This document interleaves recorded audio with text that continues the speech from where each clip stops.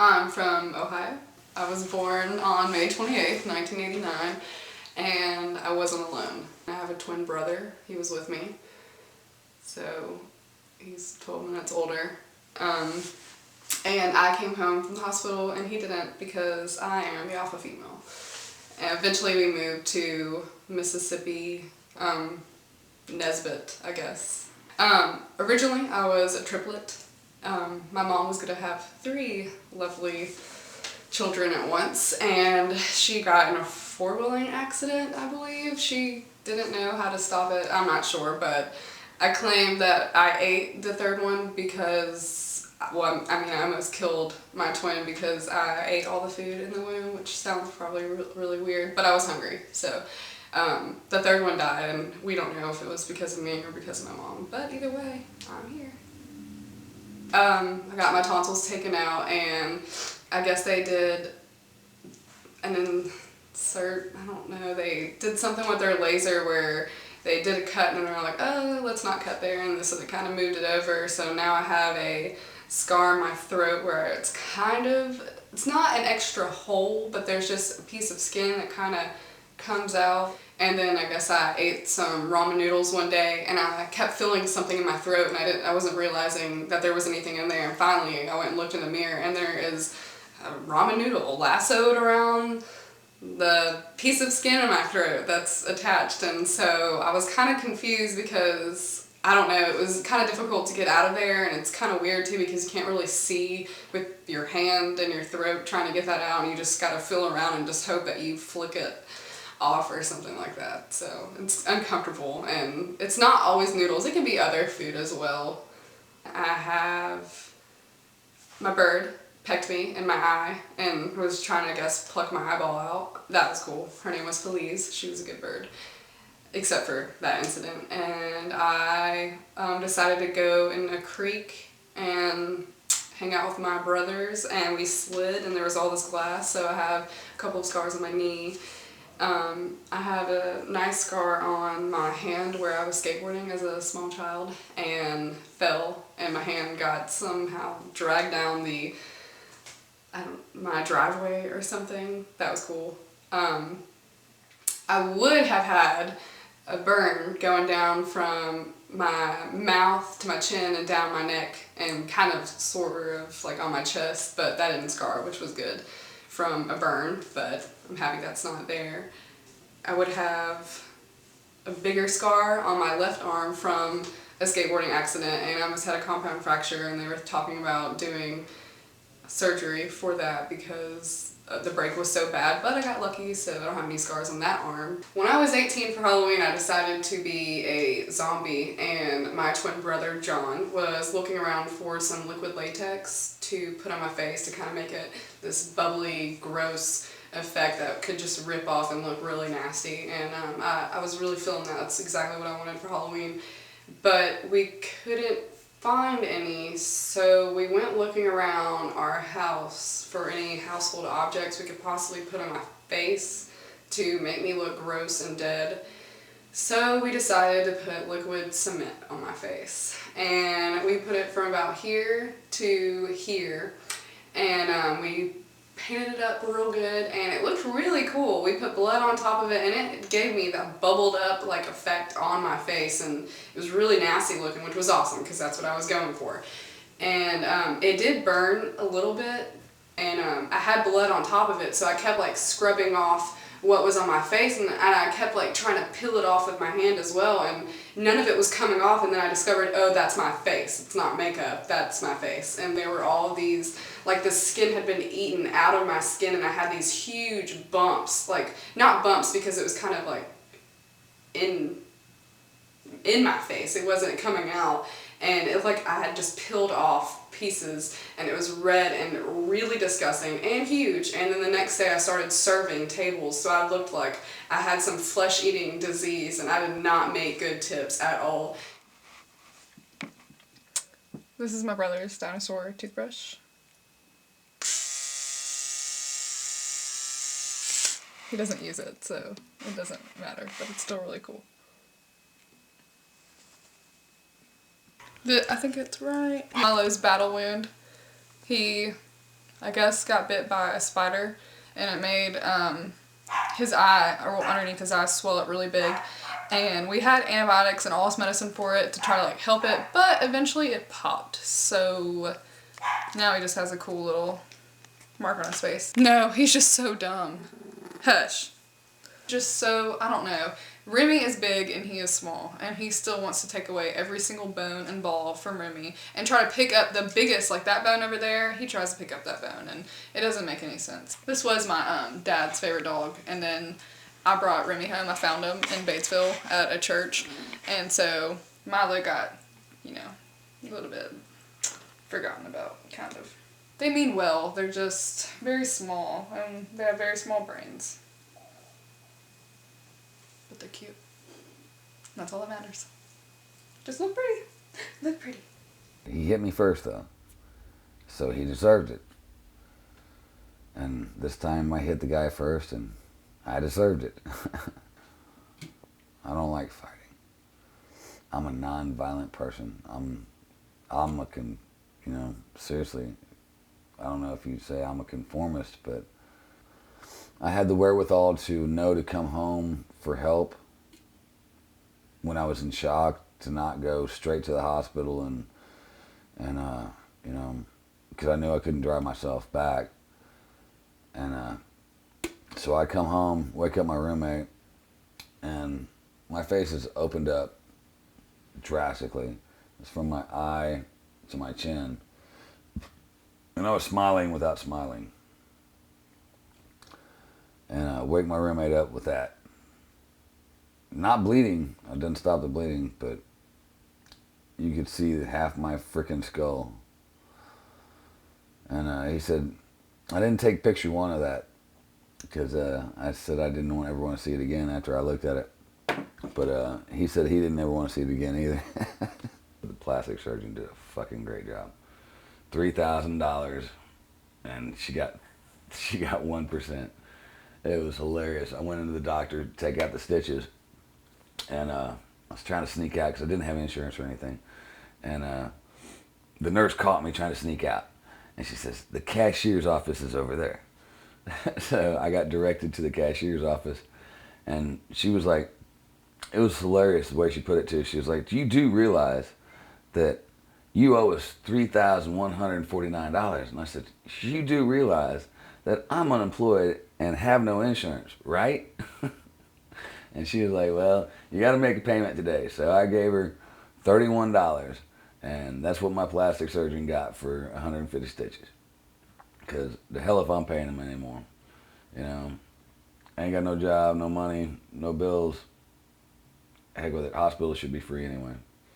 Every time I've ever been to the hospital, I've never paid them for all the scars that they've given me. And that's the damn truth.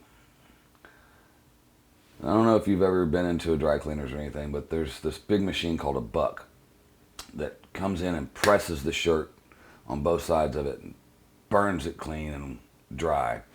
And for the longest time, I did this job for like 7 years, and I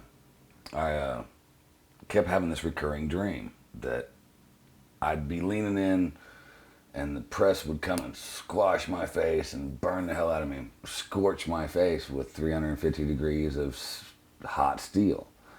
But I do have a tattoo on my shoulder that I really hate. It's the comedy tragedy, and it's done in skulls. And I've seen the exact same tattoo, I mean literally the exact same drawing in different sizes on 12 different people throughout my life since I've got it. I ended up burning the tattoo that was on my back, leaning into scrub on them plates, man. Yeah. I'm glad you remember that, because I should have at the time, man, because yeah, man, that was so crazy. And actually, after I burnt that tattoo, I stopped having that dream. They actually have, a lot of people don't know this, they actually have a cop sitting in the ER all day. He doesn't do anything but sit there and wait for people who have been beat up or assaulted or really screwed up come in and interview. All he does is take down the information that happened, why they're there, because, you know, I mean, say a gunshot comes in. Well, there's got to be a cop there. And you see it on all kinds of TV shows, man. But you just don't know that you're paying this guy to sit there for freaking 8 hours, man, of every day of his life as his career. He's a hospital cop. I've been run over 4 times on bicycles since 1985.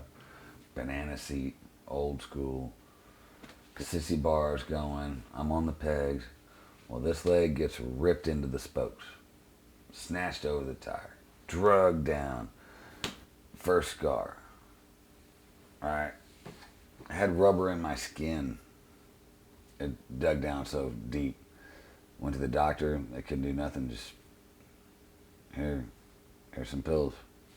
Here's some antibiotics. Go home. Doctor was like, well, the rubber's sealing the wound, so go on and just leave it.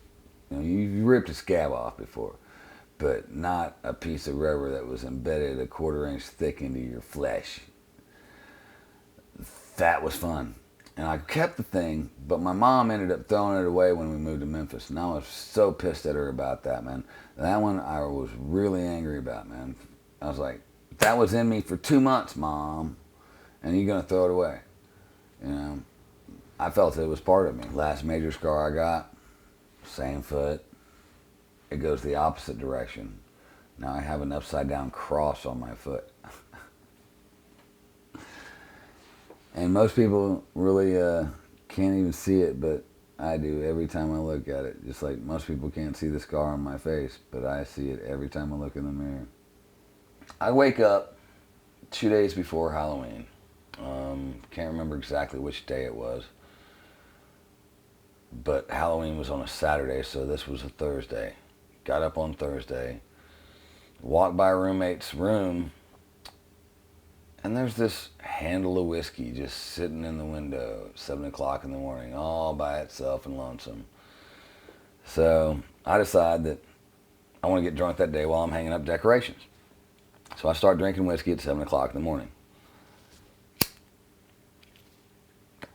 By 2 o'clock in the afternoon, I'm pretty drunk, as you can imagine. You know, handle of Evan Williams, 2 o'clock, and a friend of mine was helping me drink it, helping me hang stuff, and handing me equipment and everything to hang the lights and do the preparations for the party.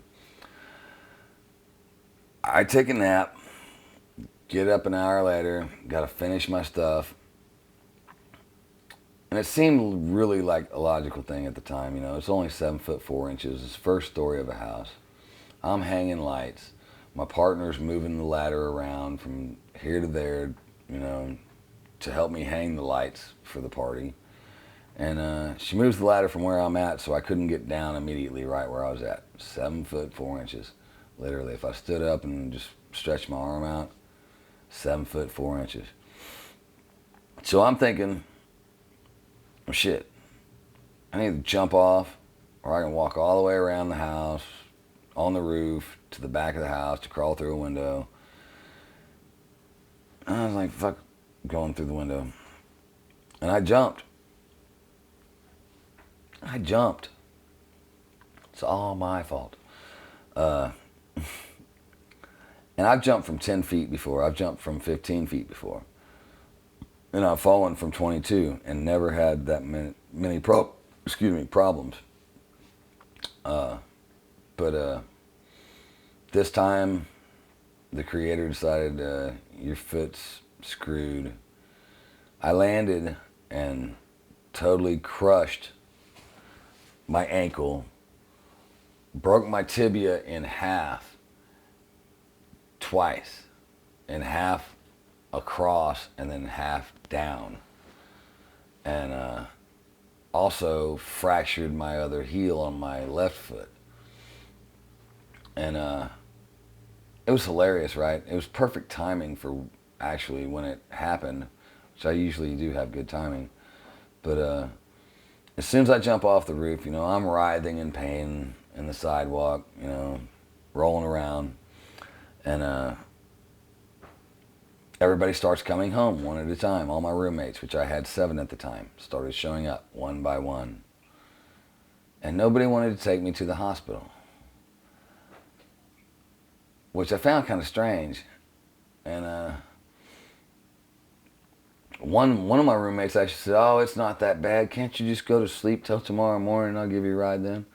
That was freaking hilarious. The girl who actually ended up giving me a ride, her name's Dallas Holland. Fabulous chick, man. Know her from Alabama, living down there. But she gives me a ride, and she goes inside, gets the wheelchair for me to get out of her car, and I'm like, okay. Just don't tell the nurses I jumped, because then there's going to be a psychiatric evaluation for 3 days if you say that. Tell them I fell. Tell them it was an accident. Well, it wasn't an accident. It was an incident. I jumped.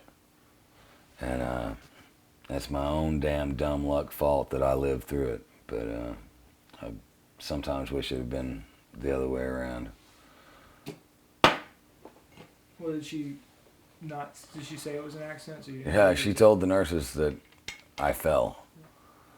But I'm sitting there in a wheelchair with my leg up like this, and everybody's like, "Is that your costume?" And I'm like, "Well, no, not really, but it sure did make a good one. It made a good year." I mean, everybody was asking, "Are you just bullshitting, or is that a real wheelchair?" No, it was a real wheelchair, and I wasn't bullshitting. I couldn't walk for 4 months. I was in bed, basically. And then I started getting up.